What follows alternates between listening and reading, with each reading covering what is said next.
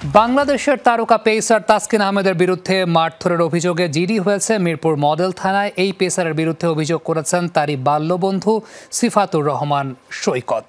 তবে অভিযোগ অস্বীকার করেছেন তাসকিন আহমেদ। মিরপুর থানার ওসি সাজ্জাদ রোমান জানিয়েছেন, ঘটনার সত্যতা যাচাইয়ে কাজ শুরু করেছে পুলিশ।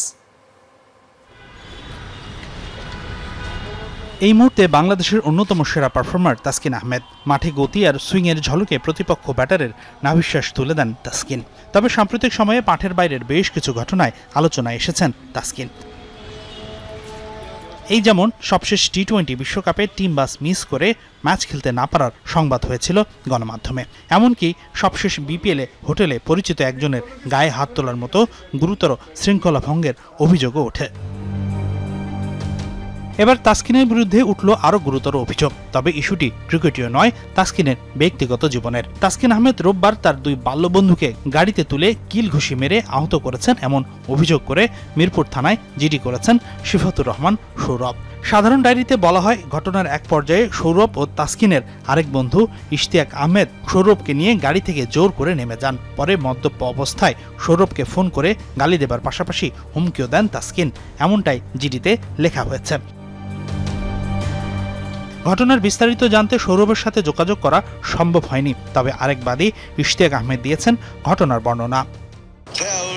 মাঝে মাঝে ঠিক আছে, 2-3 দিন বাসায় যেত না, এরকম টাইপের এই জিনিসগুলো আমাদের পক্ষে আর ছিল না। এর জন্য আমরা ওই আমাদের সাথে কন্ট্যাক্টটা নষ্ট করছে। ও কালকে যে জিনিসটা করছে আমাদের সাথে, ঠিক আছে, যদি আমি গাড়ি থেকে আমি বের না হইতাম বা আমার ফ্রেন্ডারে আমি বের না করতাম, ঠিক আছে, তাহলে মনে করেন যে আমাদের খুব বাজে অবস্থা হয়ে যেত। ইভেন কি আমার গলার চেন, আমার মানি ব্যাগ পর্যন্ত ওর গাড়িতে রয়ে গেছে। এটা বললাম। এমন ঘটনার সত্যতা জানতে মিরপুর মডেল থানার ওসি সাজ্জাদ রোমনের সাথে যোগাযোগ করা হয়। ঘটনার সত্যতা যাচাই করা হচ্ছে বলে জানিয়েছেন তিনি।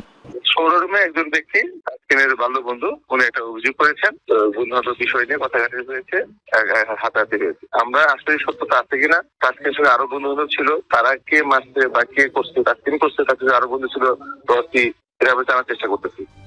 তবে সৌরভ ও ইশতিয়াকের অভিযোগ অস্বীকার করেছেন তাসকিন আহমেদ।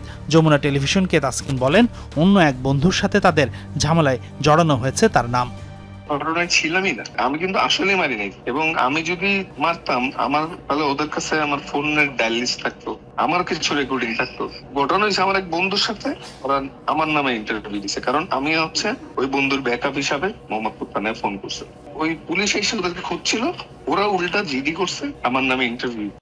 বিতর্কিত এই ঘটনা সম্বন্ধে ওয়াকিবহাল বিসিবি। বোর্ডের মিডিয়া কমিটির চেয়ারম্যান ইফতেখার রহমান মিঠু নিশ্চিত করেছেন, বিষয়টি অবগত বিসিবির।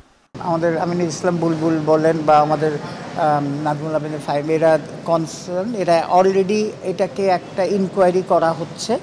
কিন্তু এটা যদি ঘটে থাকে সেটা ভেরি দুঃখজনক। একটা আইকন প্লেয়ার্স এইসব জড়ানো উচিত না। সো আমি এই ব্যাপারে এখন ফার্দার কমেন্ট করতে চাচ্ছি না। Let's find out what has actually happened. শৃঙ্খলা নিয়ে কোনো ছাড় দিতে রাজি নয় বিসিবি। এই ঘটনার সূত্র ধরে তদন্ত হলে বেরিয়ে আসবে তাসকিন আহমেদ সত্যই কি মদ্যপান করেন কিংবা কারো গায়ে হাত তোলেন কিনা।